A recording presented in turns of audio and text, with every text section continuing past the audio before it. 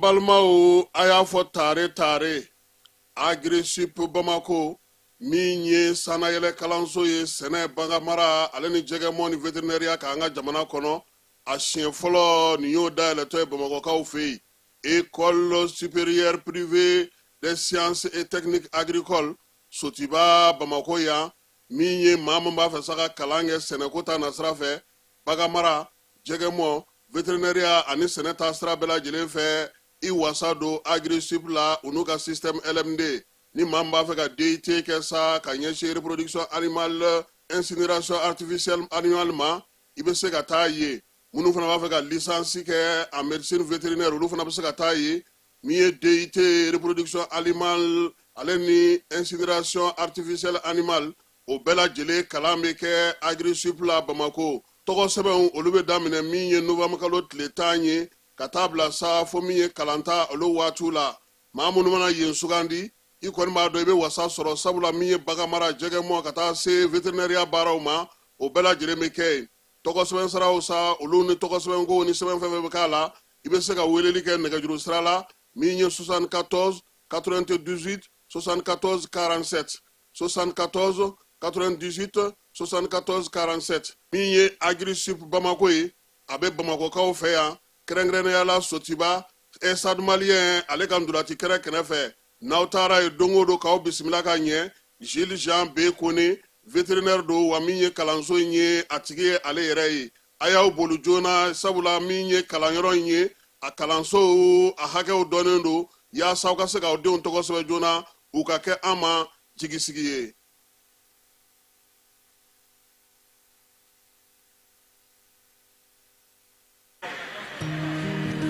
dugu kɔnɔna sigida dɔ la bɛɛ b'i ci la nga baara o baara kɔfɛ laɲini dɔ bɛ yen laɲini min bɛ kɔlɔsili walima bololabila ko fɔ Fatu filɛ nin ye a bɛ baara kɛ BTP de la a ye baara kura dɔ boloda k'a sɔrɔ a ma ko fɔ EDM mɔgɔw ye o nana ni mun ye kuranfili dɔ tigɛra sigida kelen bɛɛ bilala dibi la Fatu ta ye bololatigɛ dan ye wa a damaja mɔgɔ si la ni Mamadu ye taxi bolila don k'a to mobili bolila a ye kuran poto dɔ gosi k'a kari a ma boli wa a ye EDMSA ka centre d'appel wele a ka nin kɛwale ɲuman in b'a to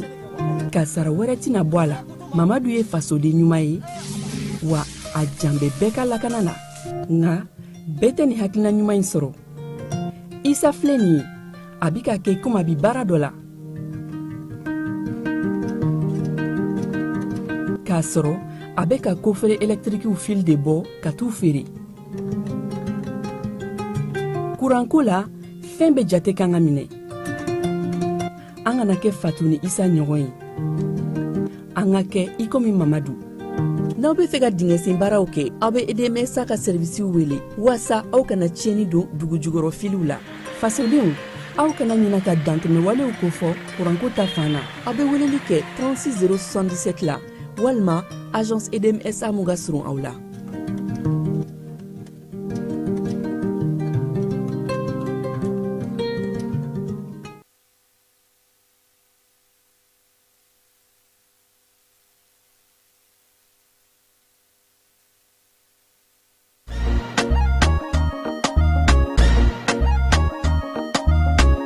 aw bisimila hôtel Lafiya la n'i ko hôtel Lafiya wulikajɔw bolodalen don walasa aw bɛ se ka lafiya sɔrɔ cogo min na ani hakilisigi aw ka séjour la anw fɛ Mopti yan kɛrɛnkɛrɛnnenya Mopti Sevare ka kɛ ni kurantigɛtigɛ ye min ye hôtel Lafiya Sevare ale ye wulikajɔw boloda ka se ka min ye awa fɛɛrɛ kɛrɛnkɛrɛnnen dɔw ta walasa aw bɛ se ka lafiya sɔrɔ cogo min na aw ka séjour la hôtel kɔnɔna na n'o ye ka panneau solaire installer min ye kurantigɛtigɛ o degun aw kana o ye séjour la l'hôtel yɛrɛ kɔnɔna na réservation ka kɛ kabi sisan min b'a to aw bɛ se k'aw ka séjour kɛ k'a sɔrɔ tɔɔrɔ tɛ aw kan degun tɛ aw kan hôtel Lafiya. Hôtel Lafiya ale filɛ nin Sevare Bangetaba yanni ka se aéroport sirafara ma station laban i kiniboloya fan fɛ i bi jigi o carré fɛ mètre 200 bɔɲɔngo hôtel Lafiya ale cokolen bɛ i kiniboloya fan fɛ i bɛ se ka weleli kɛ nɛgɛjuru siraw fɛ 21 42 14 11 76 01 01 98 66 78 72 04 hôtel Lafiya référence do.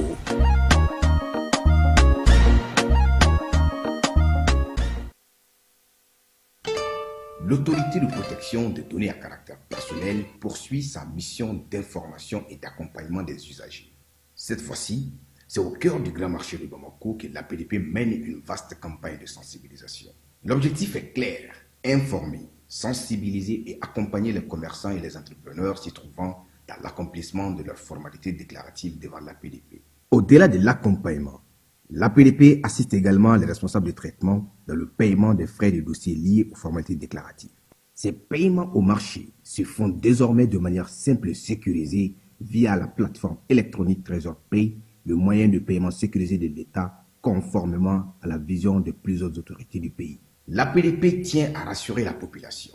Les missionnaires sont facilement identifiables grâce à leur gilet, leur badge avec un ordre de mission officiel. Tous les paiements se font exclusivement de manière électronique et donnent lieu à un reçu en bonne et due forme.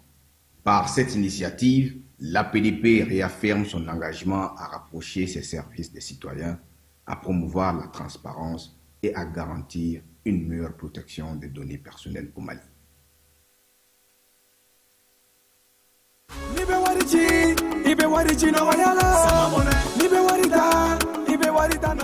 Sama mone bi malion jorona ko nu hamina ko do wode la sama mone ma fen fara ka wari chili musaka ka wa aka no ni mali wari ci siro be amada o made sama mone bi do fara o de kuna wari ka ni wari bonisi awo ni wari bonisi ko ni awa sani ke o ken sama mone application yi awe wari soro aka compte bonisi la kadam ne kiridi la abonnement télé fuka tase kurani di saralima o pe bonisi soro ni bela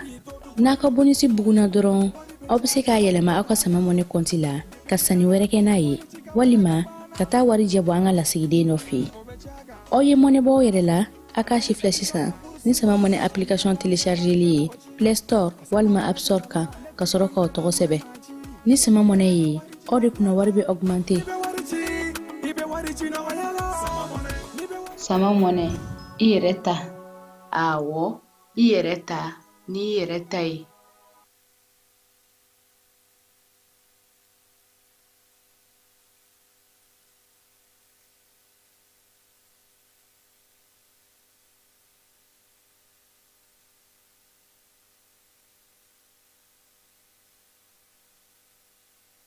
Jelema amunun b'a fɛ ka voyager k'a sɔrɔ a ma degun sɔrɔ a ka voyage kɔnɔna na compagnie de transport Somatra u y'a kanu kana ni kari kura caman ye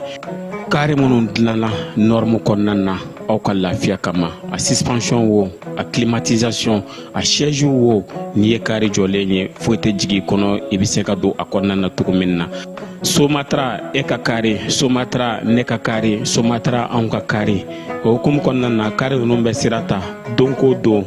Bamako Segu San Moti Kucala ka taa se Sikaso ma Keɲeba Kita u ma ɲina Yoro di Sahel maaw kɔ ka taa se Kolokani Jijeni fo ka taa se Bɛnma ma Somatra fiɲɛ foroko Somatra ka wuli hɛrɛ la ka se hɛrɛ la ayiwa client aw bɛ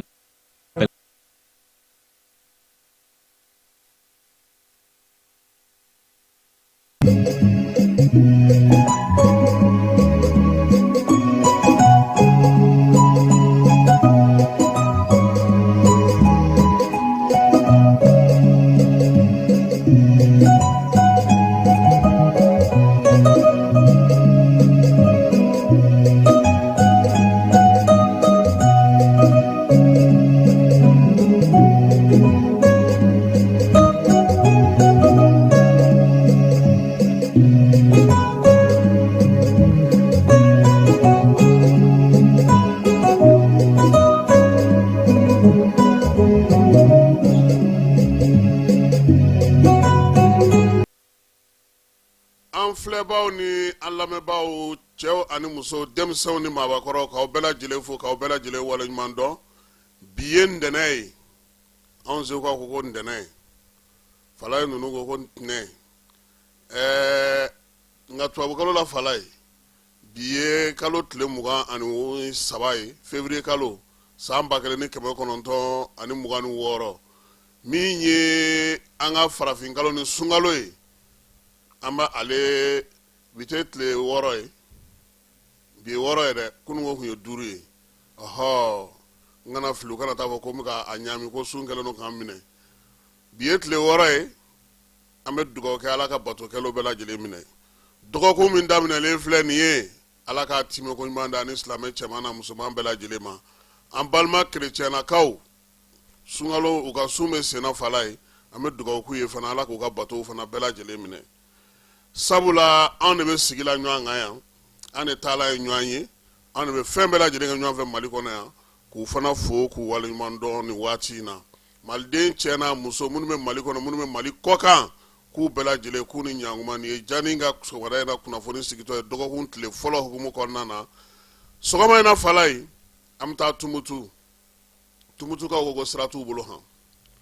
k'olu bɔli ka dugu la ka yɔrɔw sɔrɔ sira fɛ ka taa ba naani do fala ye direkaw ko ji tɛ yen kuran tɛ yen connexion tɛ sɔn ko wa k'olu bɛ sun na han olu t'a to jabaru masa ma armée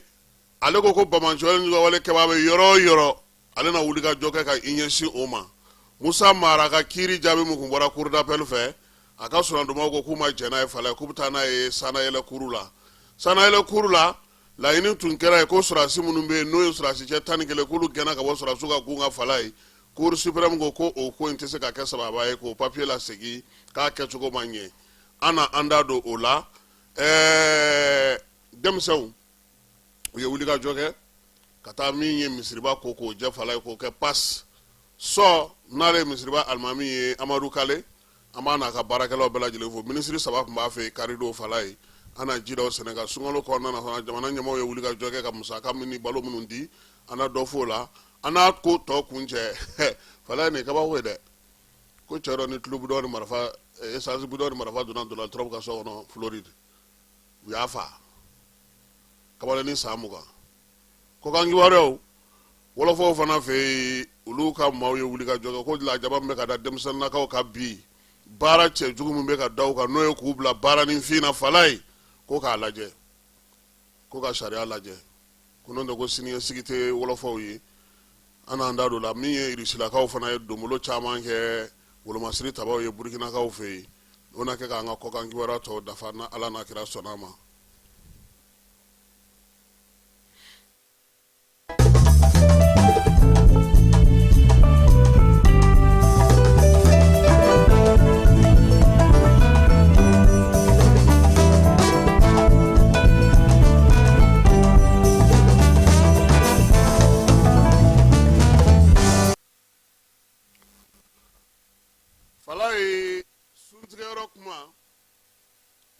bɛnkɛ ko kunu seli fana na k'ale taara misiri la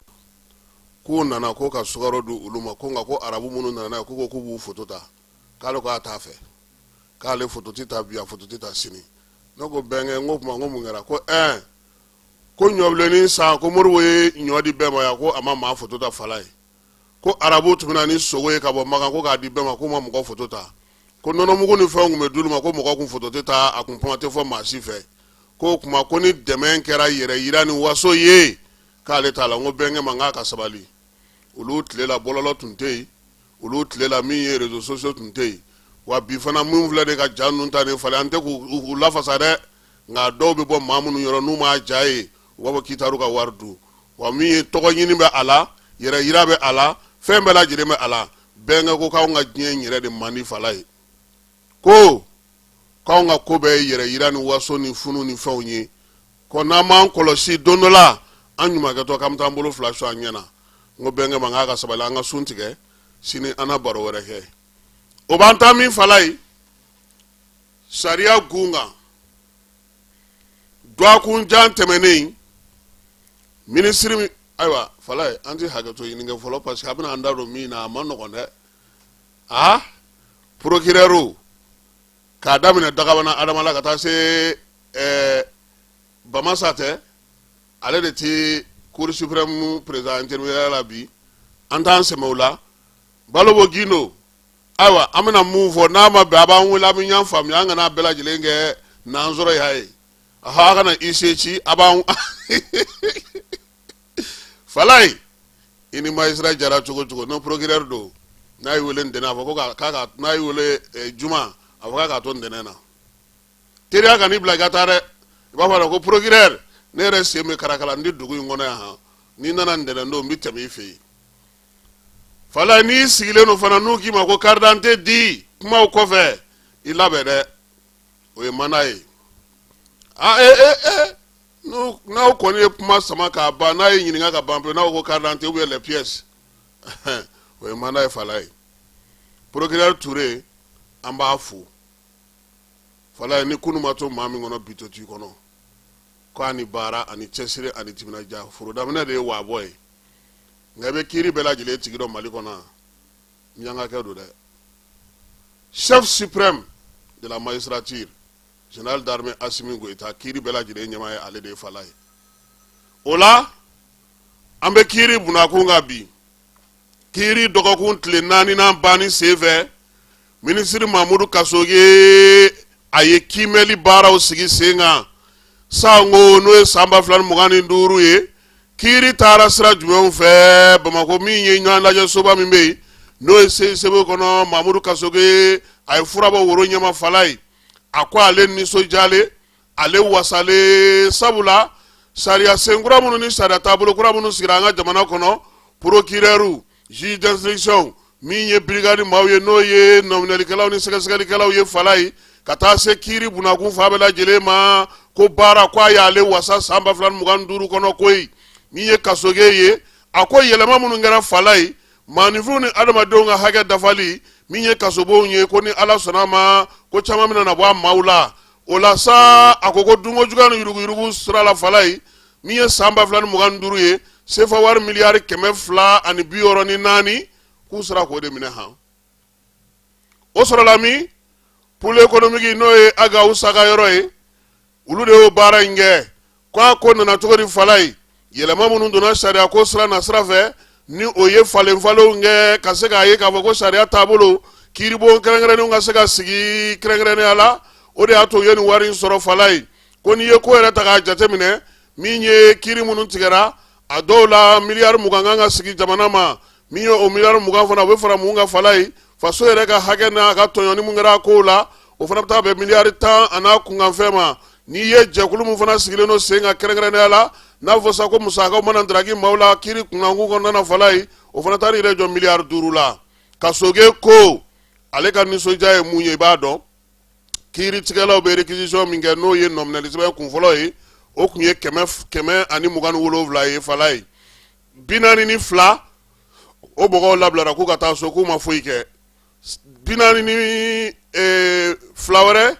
o kɛra procès verbaux ye min ye 211 u y'olu sɛgɛsɛgɛ 127 u y'olu kɔni bila sa ka taa juge d'instruction ka bolo kan min ye ordonnance min fana sigira sen kan ka se k'a di juge d'instruction ma Falaye o ye 148 ye nominali ni sɛbɛsɛgɛliw ni fɛn tɔ bɛɛ lajɛlen faralen ɲɔgɔn kan o ye 817 ye o la sa kiiri sigilen Falaye u ye kiiri min kɛ a bɛ taa 41 na kɛrɛnkɛrɛnnenya la dunko juguya ni yuruguyurugu ale sen fɛ sɛbɛn minnu tun b'u bolo 108 o de tun bakurula la nka kiiri yɛrɛ nana ye sa k'a fɔ san 2025 kɔnɔna Falaye kiiri 119 o de sera ka tigɛ han dunko juguya ni yuruguyurugu sira fɛ k'a sɔrɔ min ye san 2024 Falaye 69 ko mun nana n'o ye sariya yɛlɛmali baaraw kɛcogo ale ni fɛn minnu bɛ yen bi n'olu tun kɛlen don gɛlɛyaw y'a ko la k'olu caman nɔgɔyara n'o y'a sɔrɔ 100 sarada la ɲinan san taara yɛrɛ sɔrɔ 110 buruburu 18 na Falaye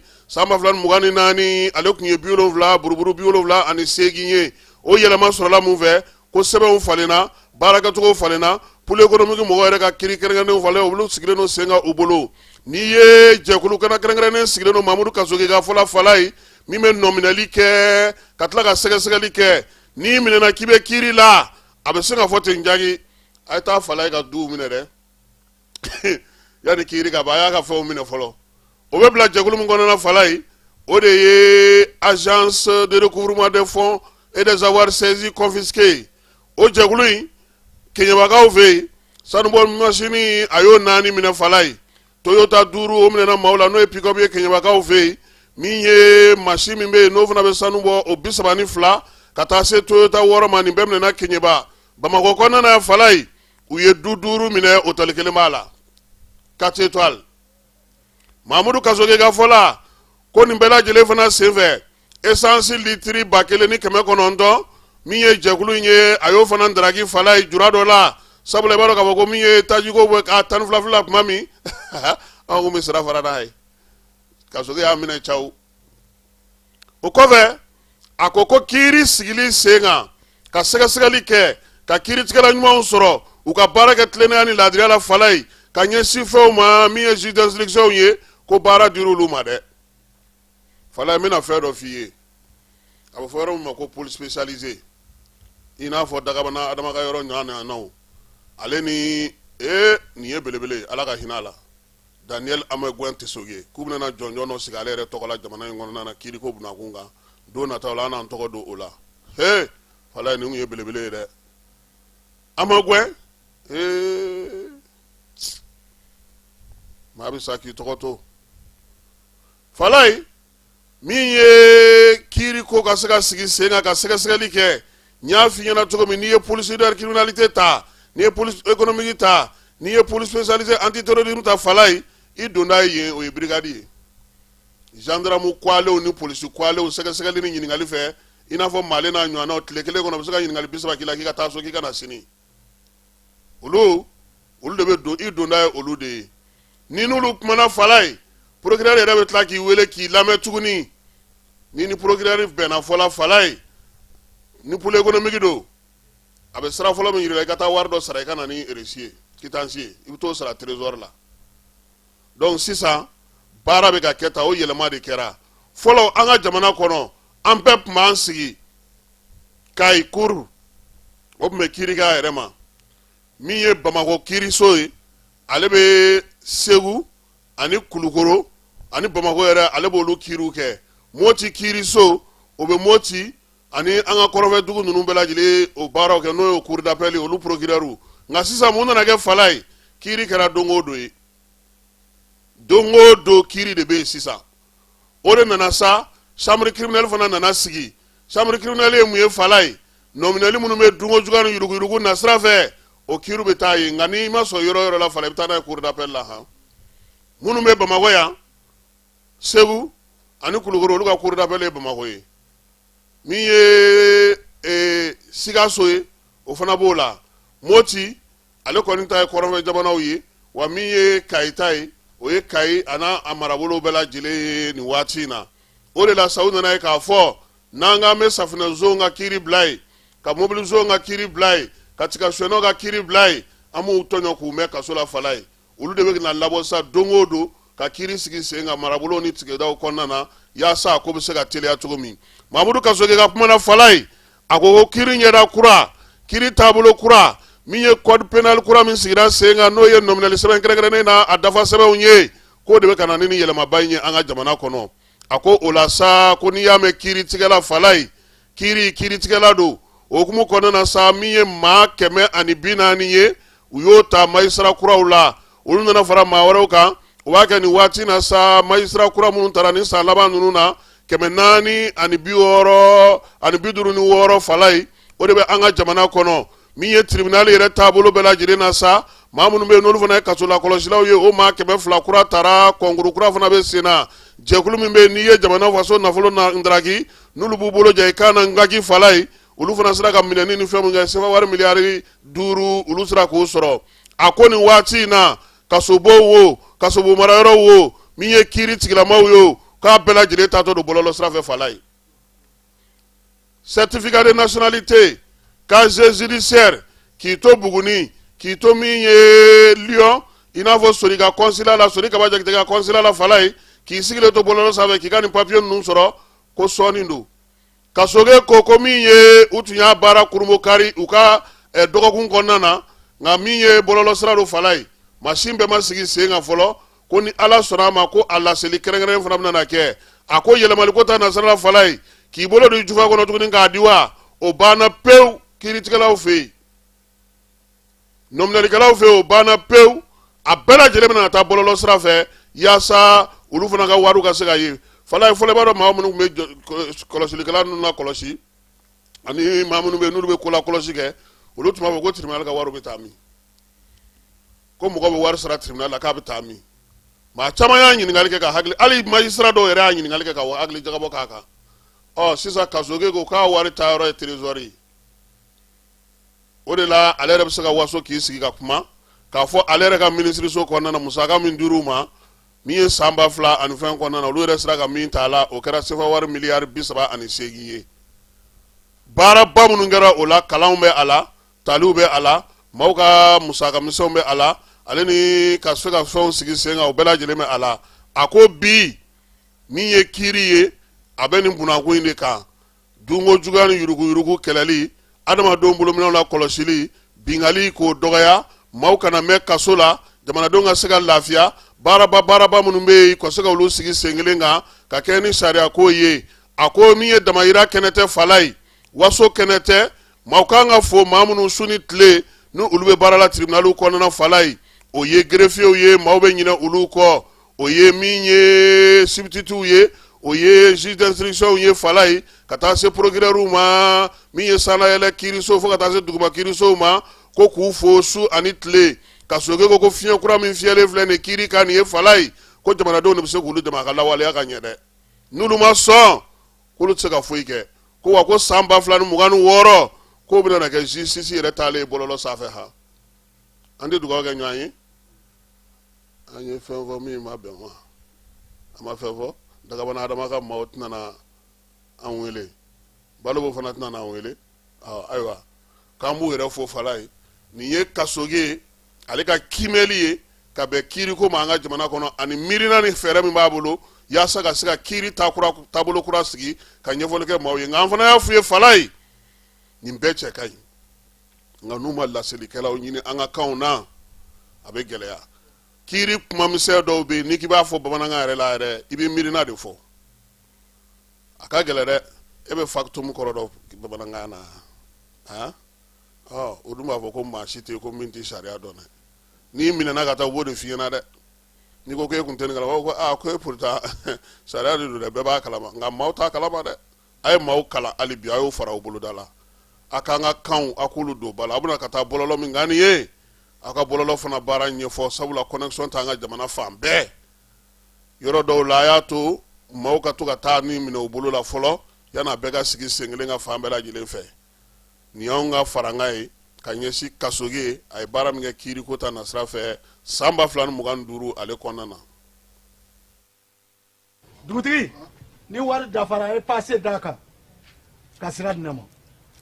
Sunkalo e kunkolo a tɛ yen dugu wari ko o d'i ma fo dugu ani dugu dun wari t'a de o kɔni kuma t'a la sa e ka sama mɔnɛ to yen i yɛrɛ ta sita sidi ka numéro filɛ nin wari ci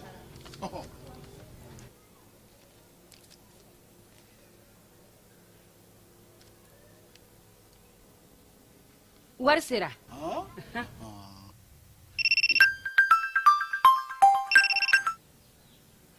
allo i ye wari sɔrɔ o ɲɛna tiɲɛ yɛrɛ la ko ni sama bɛ maa min ɲɛ ko n komi t'i gosi ngonga sama mɔnɛ i yɛrɛ ta a sɔngɔ ka nɔgɔn ni mali wari ci sira bɛɛ ye depo ye fu ye wari bɛ ci fu ni application ye wa bɔsara ye musaka fitinin ye sama mɔnɛ ji ni kuran bɛ sara n'a ye krediw bɛ ta n'a ye sanni feere bɛ kɛ n'a ye sama mɔnɛ nin y'anw maliyɛnw ta ye a y'a si filɛ ka nkalon bɔnda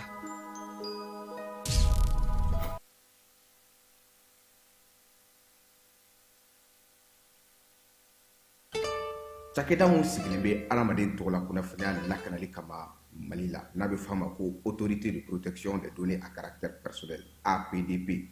u kɛlen don ka wulikajɔba daminɛ Bamakɔ suguba kɔnɔ wulikajɔ in laɲini ye jumɛn ye ka ɲɛfɔli kɛ ka fɛsɛfɛsɛli kɛ ani ka suguba kɔnɔ mɔgɔw dɛmɛ ka formalité déclarative ka se ka o musaka sara ka sɔn ka wuli ka bɔ o sigiyɔrɔ la formalité déclarative bɛ se ka ta vidéo surveillance kan a bɛ se ka ta gestion clientèle kan a bɛ se ka ta gestion de la paix kan o n'a ɲɔgɔnna caman missionnaire nous ou labɛnnen don APDP gilet la ka APDP badge d'u ma ka tila ka ordre de mission officiel dilan ka d'u ma formalité déclarative ninnu a musaka bɛɛ lajɛlen bɛ se ka sara trésor paye fɛ trésor paye ye falandɛrɛ dayɛlɛlen ye jamana ɲɛmaaw fɛ walasa jamana kɔnɔdenw bɛ se k'u ka redevance bɛɛ lajɛlen sara ka sɔrɔ u ma wuli ka bɔ u sigiyɔrɔ la trésor paye bɛ labaara i ka téléphone ou bien ordinateur fɛ o musaka ninnu saralen a jagoyalen don APDP agent kan u ka reçu d'i ma reçu min sanfɛ i b'a ye i ye musaka min bɔ i y'a bɔ kun min na QR code dɔ b'a la i bɛ se k'o scanner walasa ka a sɛbɛntiya k'a fɔ k'i ka sarali ɲɛna APDP b'a da jamana kɔnɔdenw tulo kan k'u ka agent minnu bɛ terrain kan u labɛnnen don ni gilet ye ka tila ka APDP badge d'u ma ani APDP ordre de mission officiel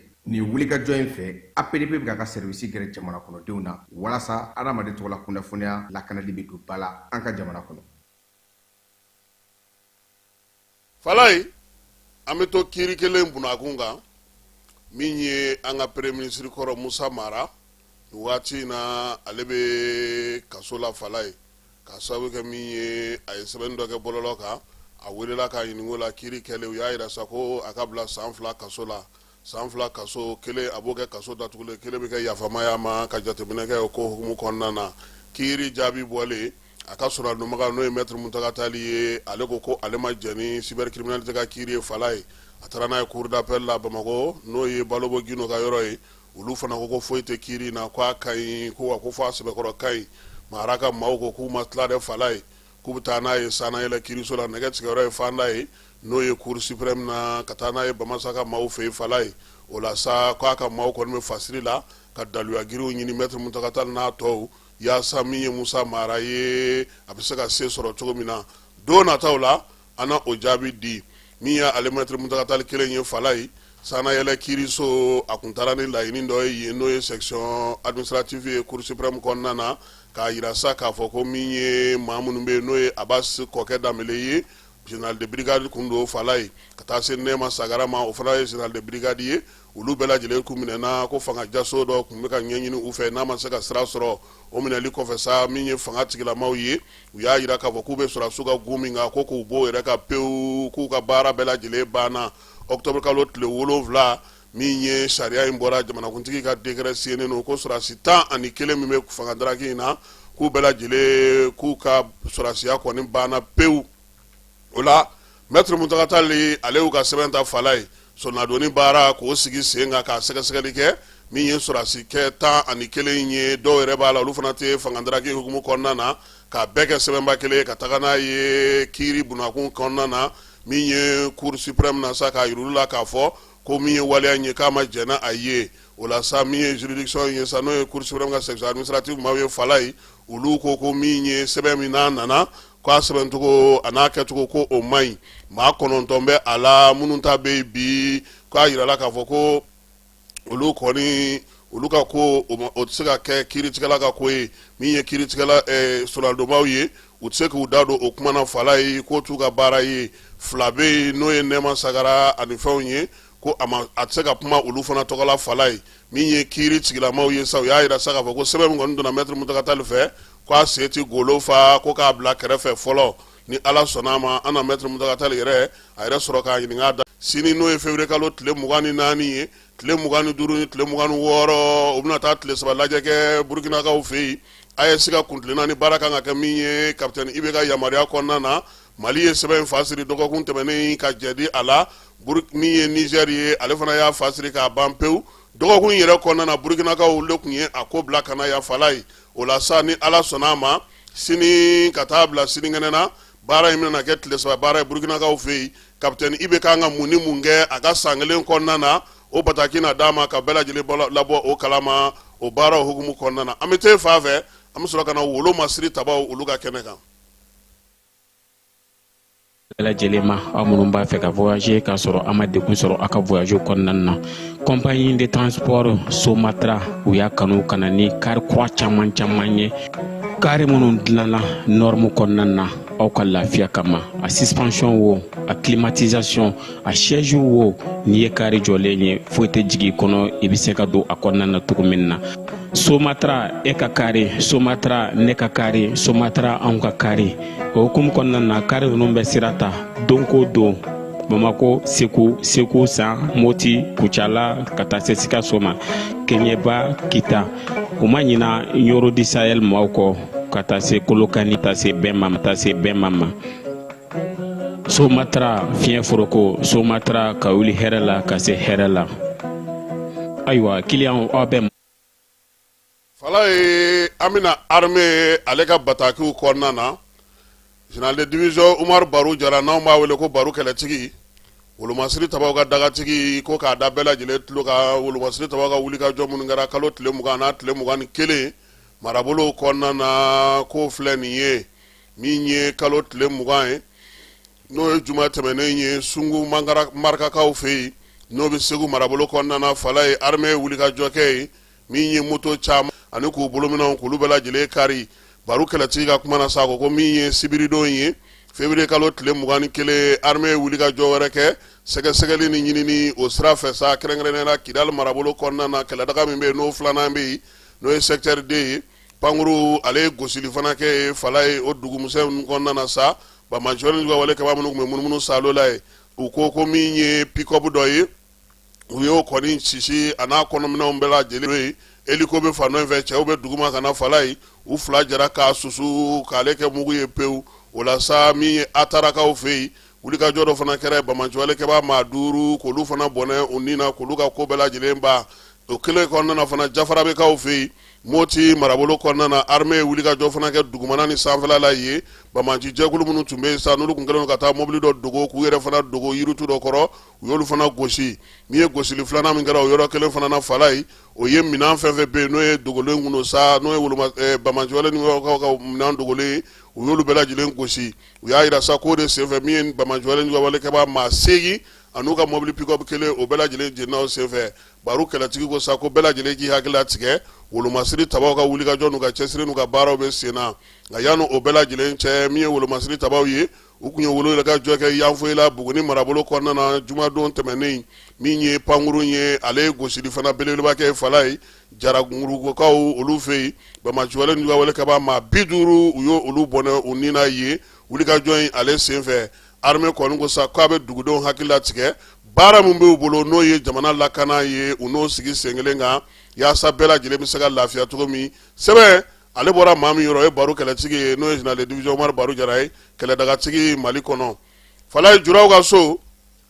Bamakɔta sigili senfɛ maa kelen de tun bɛ lisi ka Falaye n'o ye lisi A ye Maju Sɛnpara olu ka maaw kɔni bɔra ka taa kala ta u ye yɔrɔ kɔni ɲinini wɛrɛ t'o la Kayikaw fɛ yen o fana tun an bɛɛ taara an jɔ maa min kɔfɛ o ye Seydou Nourou Niang ye Seydou Nourou a n'a ka cɛdenw Falaye u bɔra ka taa kalata yɔrɔ la maa 422 kalata kɛra basigi ani lafiya kɔnɔna na suntigɛ bɛ surunya tuma min o y'a sɔrɔ jaabiw sɔrɔla min ye Seydou Nourou Niang ye Falaye a yɛrɛ n'a ka tɔdenw a n'a ka dɛmɛbaw ani min ye jura fɛn fɛn bɛ yen sa komi yen fana tun ye lisi kelen ye commerce wo service wo transit wo a bɛɛ lajɛlen ko Seydou Nourou Niang ale de taara ka kɛ min ye Kayikaw ka chambre de commerce o ɲɛmaa ye jaabi yan'o ka bɔ wele bilara ma k'a ka bɔ so kana te se Falaw o y'a sɔrɔ maaw ye kala ta tile 5 kara a yɛrɛ y'i sɛnsɛn sa a n'a nɔfɛmaw ka don a ka mobili kɔnɔ ka kayi ta kun fɛ f'a kun dɔ in fo chambre de commerce kɔnɔna na i ko masakɛ Falaye min ye denmisɛnninw ye sifinnakaw olu ye wulikajɔw kɛ sabula Kayikaw fɛ Falaye nin y'a siɲɛ fɔlɔ ye Kayi juraw ka sɔn k'u bolo ɲɛsin maa kelen ma k'o ka k'a ye n'o tɛ kuma bɛɛ lisi de bɛ yen e b'i ta bɔ ne b'i ta bɔ an bɛ maa sigi ni min gagné nka zeyi ko bɛn ni kelenya ni basigi ni kelenyi ɲininen don jamana kɔnɔ bolo ni ɲɔgɔn ma yaasa mankan wɛrɛ foyi kana kɛ an bɛ y'an tugu Seydou Nourou Niang kɔ kɛlɛta bannen a ye min sɔrɔ ka fɔ an ka jɛ ka o fana lamɛn. a barika ala ye a barika Kayikaw ye an bɛ sali ala kira kan sallallahu alaihi wasallam ala mun ye ni hɛrɛ kɛ Kayikaw ye foyi tɛ se ka nin kɛ ni bɛn n'i y'a mɛn bɛn mɔgɔ caman de sɔnna bɛɛ de sɔnna bɛn ka kɛ mɔgɔ kelen tɛ se ka bɛn kɛ Kayi bɛɛ de baara kɛ nin na vraiment nin ka kɛ exemple ye Mali kɔnɔ bɛɛ ka ni ɲɔgɔnna degi foyi t'a ko ni hɛrɛ tɛ o tɛmɛnen kɔfɛ an ka autorités vraiment u jɔyɔrɔ fa nin na n'i y'a ye ni bɛn kɛra u uka cɛsiri anu ka ladiriya o dan seni c'est la première fois ni ka kɛ vraiment ni bɛ a yira président Kamali kura an bɛ dugawu kɛ ala kana ni basigi jamana in kɔnɔ ala ka julaw kan bɛn ala kana ni hɛrɛ ye o tɛmɛnen kɔfɛ k'an ka gouverneur fo ka segin k'a fo n'i y'a ye nin kɛra a jɔyɔrɔba bɛ nin na a ka cɛsiri bɛ nin na bureau kɔrɔ mɔgɔw an b'u fana fo kayi bɛɛ de jɛra ka nin baara in kɛ bɛɛ b'i yɛrɛ ye nin bureau in kɔnɔ an ka ala deli ani force de l'ordre mun bɛ yan an ka dugawu b'u ye u ni cɛw yɛrɛ ye média mɔgɔw u sara t'an bolo n'i y'a ye bi ko in bɛ bɔ la média jɔyɔrɔ ka bon nin ko in na kojugu vraiment an k'u fo u yɛrɛ ye k'u waleɲuman dɔn an ka kayi nin bɛ se ka kɛ kayi de bɛ se k'i to yan ka kɛ misali diɲɛ kɔnɔ vraiment kayikaw aw ni cɛw yɛrɛ ye aw ni cɛw ni baraji merci beaucoup assalamu alaikum wa rahmatullahi. kalata man se ka k'anw fɛ yen Segu han ko parce que ko basigi tɛ yen gouverneur ko komi basigi tɛ yen ko u na Segu ta bila waati wɛrɛ la ni ala sɔnna ma ni basigi ni lafiya nana Segu ta na dɔgɔda n'o tɛ a kun kan ka kɛ kununko kari n'o ye février kalo tile 22 ye nka gouverneur y'a yira sa k'a fɔ ko labɛnw ma sabati wa min ye basigibaliya ye u t'a fɛ maaw ka taa fɔ ɲɔgɔn kɔ a ko la DPA ale ni Kumalakaw olu de tun bɛ ɲɔgɔn na ye a ko kɔni ni ala sɔnna ma n'a bilara don min na an b'a to n'a a kɛra ka bɛn ni sunkalo banni ma an yɛrɛ tɛna taa ye a tɛna k'an yɛrɛ ɲɛ ɲɛna ye n tɛ DPA n'o ye Dugure Ibrahim Dugure ale de ye président ye min kan tun bɛ chambre de commerce kunna min ye Kumalakaw ye olu fana y'u ka liste don fala ye a na kɛ gouverneur ye ko dɔ fin natɔ ye ko dɔ ka fisa ni ko dɔ ye ale y'a ko bɔ a ma fɔlɔ basigi ka kɛ maana sɔrɔ ka kuma u fɛ komi ni Bamakɔ ɲɛnɛbɔra a tɔ ka nɔgɔn kayikaw ye min kɛ ala ko o sira don Segu yɛrɛ fana kɔrɔ Segu bɛ se ka lafiya cogo min fala ye direkaw u ko ɲinan sunkalo kɔnɔ u bɛ ka kɛ ale ka nɛɛma kɔnɔna na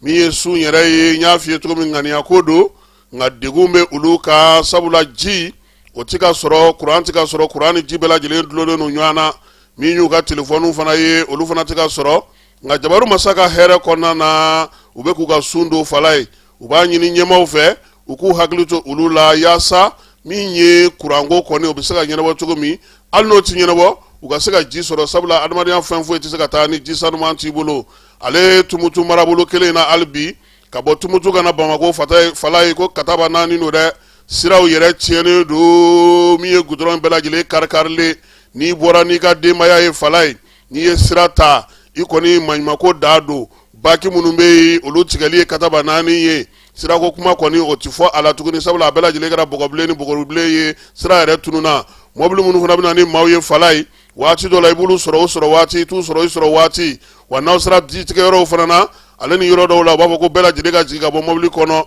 o bɛ kɛ ka bɛn ni waati min o b'a sɔrɔ kow ka gɛlɛn kosɛbɛ min ye Tumutukaw ye u ko nin bɛɛ lajɛlen kɛrɛfɛ nin waati na basigibaliya fana ɲɔ ɲɛlen n'a fɔra i ka bɔ i ka taa jigin kungokolo fantanba da kɔnɔ ka taa ji tigɛ ka taa kɔw tigɛ yaasa i ka se ka tɛmɛ ko ɲɛmaaw k'a lajɛ yɛlɛma ka don a la hali n'o y'a sɔrɔ dɔwɛrɛ t'i sɔrɔ min ye lakana ye o ka sabati sira ninnu kan yaasa olu Tumutukaw olu fana ka se k'a dɔn k'a fɔ ko min ye baara ye hakili tolen don u la a kow bɛɛ lajɛlen kunkanko la an ka jamana kɔnɔ n'an bɔra yen diinɛ ale hukumu kɔnɔna na minisiri min bɛ yen n'o bɛ sifu kunna sa sunkalo ale ɲɔgɔn dɛmɛ kɔnɔna na ale n'a jɛɲɔgɔnw n'o ye minisiri Mariam Tangara n'a bɛ Dumuyalakaw ka siri la n'o ye minisiri min bɛ saniya waati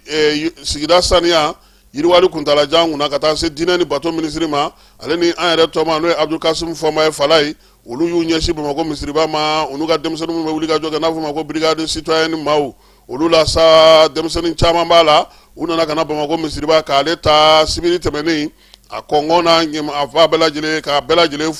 furala ni safinɛ fu ale ni pelu ka se ka ɲama ninnu bɛɛ lajɛlen cɛ u kunbɛra ka ɲɛ min ye misiriba yɛrɛ alimami fɛ n'o ye sɔ ye a n'a ka maaw bɛɛ lajɛlen tun bɛ Ayidara fana tun bɛ n'o ye misiriba Ayidara ye u nana sa ka na ninnu kunbɛn fala ye bɛɛ ye furala ta koyi hali alimami yɛrɛ y'a ta o sɔ yɛrɛ ɔnzɔnbali ye ani minisiriw kɔni papa ka sa ko dɔɔnin b'a kun dɛ Abulaye ko ten dɛ premier ministre de y'a fɔ o don Korofina dɛ ko papa ka ko dɔɔnin b'a yɛrɛ kun sa dɛ fala ye ni premier ministre ko ko don me pa baga kun fala yo ko akan afana kan asika ko do ke sade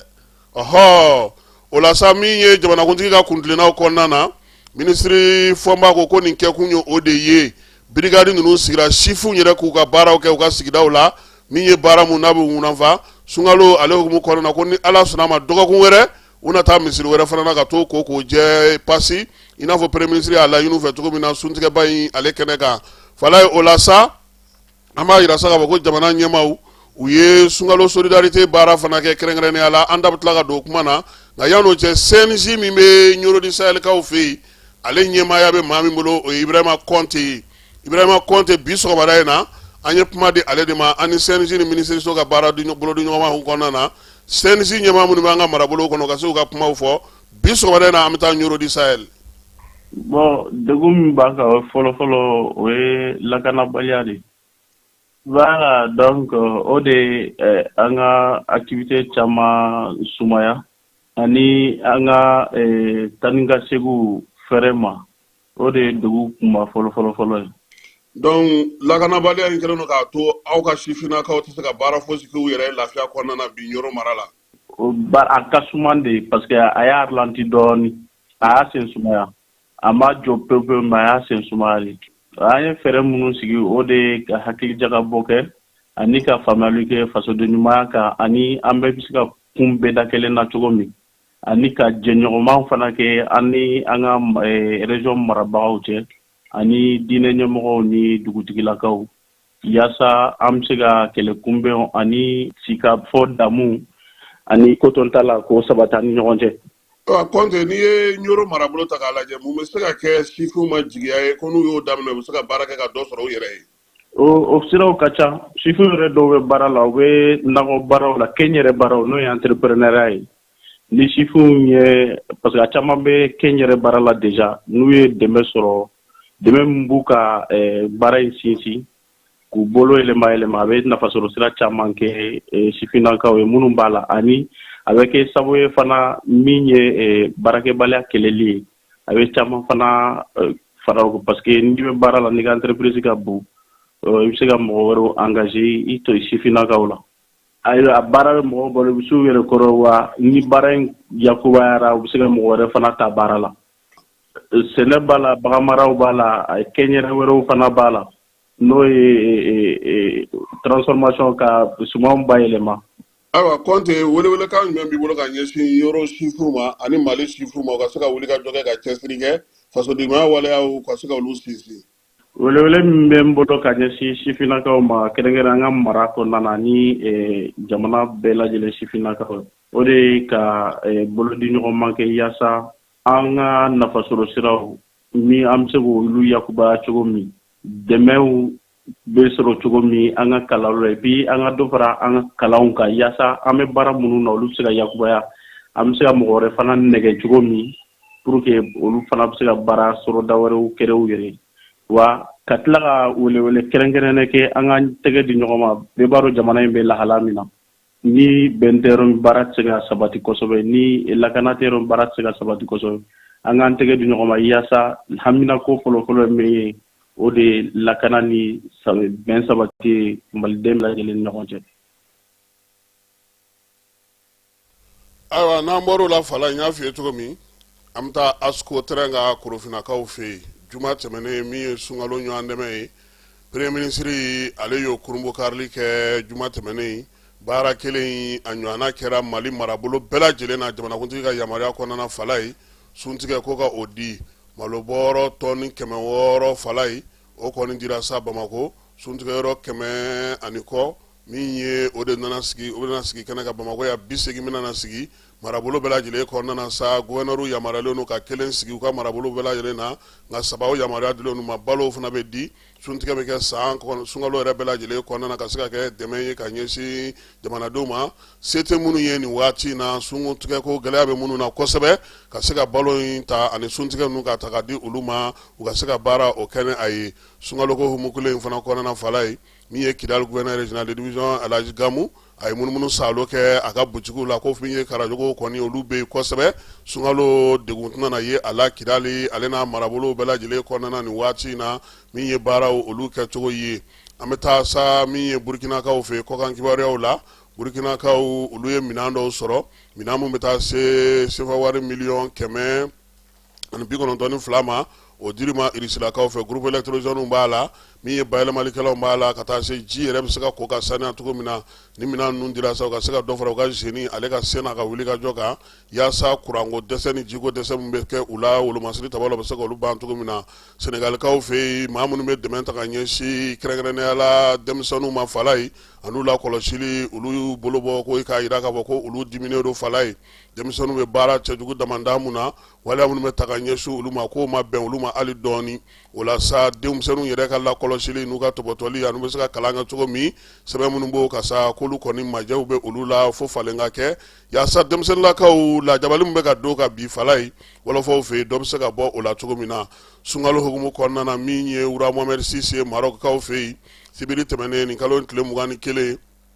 ale fana ye u ka sunkalo ɲɔgɔndɛmɛ sigi sen ka fala ye baara in senfɛ sa n'o kan ka kɛ ɲinan sunkalo san 1447 hijira san ko o miirina in bɔra min na sa o ye k'a fɔ sa min ye maa miliyɔn 4 ani maa 30,000 kɔ fala ye k'olu ka se ka dumuni sɔrɔ fu falaki sunkalo kɔnɔna na o de ye olu ka taa laɲini ye olu ta ye maa miliyɔn 4 k'o balo sunkalo kuru kara masakɛ yɛrɛ a y'a kurubokari kɛ Salekaw fɛ yen Sale ale ye yɔrɔnin fitinin min bɛ Araba kɛrɛfɛla la n'o y'u ka faaba ye Sudankaw fɛ yen diɲɛ seleke naani jɛkulu min ɲɛsinnen don baloko ma sa ale ye kangaridali kɛ ko n'u ma farati ko ale ka balo taali Somalikaw fɛ yen k'a bɛna gɛlɛya ka se avril kalo tile 20 avril kalo nata in ma fala ye ko sabula maa minnu bɛ musakaw d'olu ma u ka se ka balo ninnu san ko olu musakaw kɔni bɛɛ lajɛlen olu ma se ka sen sɔrɔ kosɛbɛ ten min ye balo ye ale ma se ka labɔli kɛ min ye musakaw ye u ka se k'olu fana sɔrɔ RDC kaw fɛ yen min ye Faransi sɔrɔdasiw ye fala ye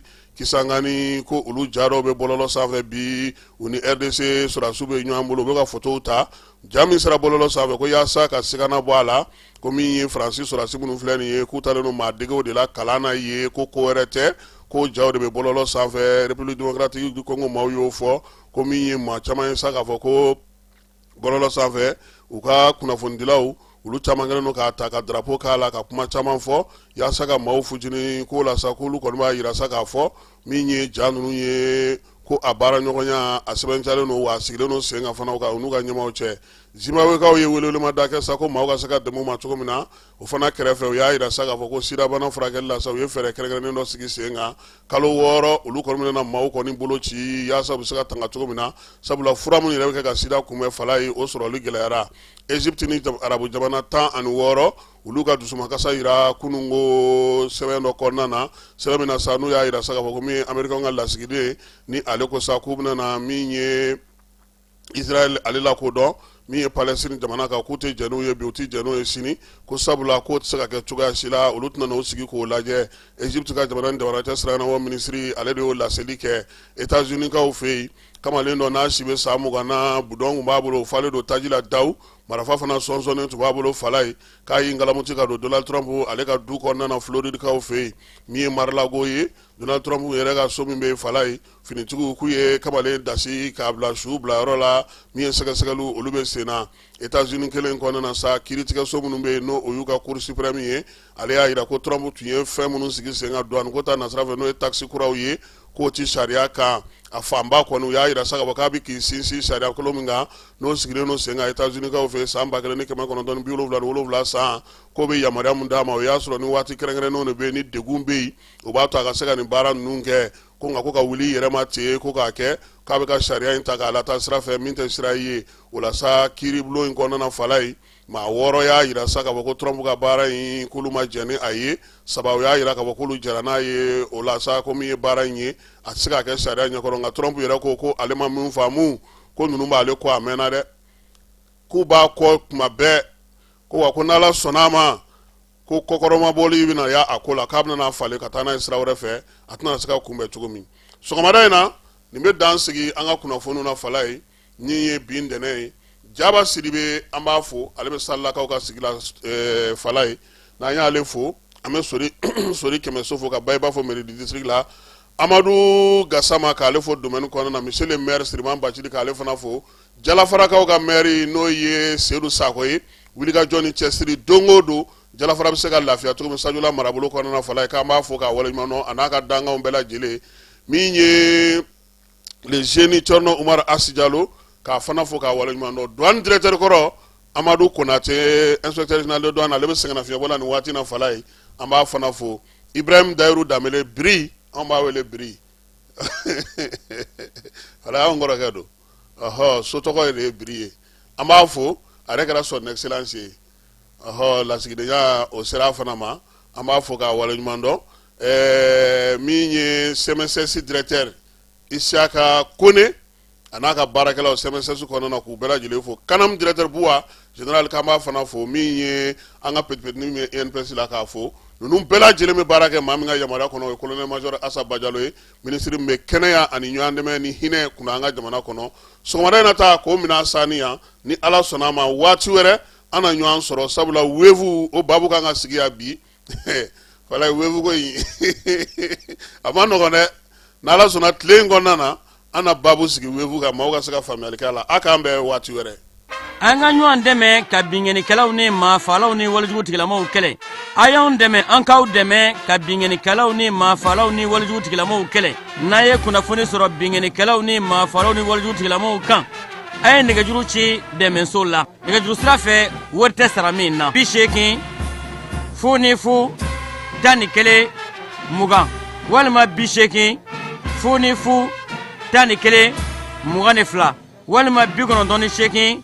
36 75 ngo 98 17 36 45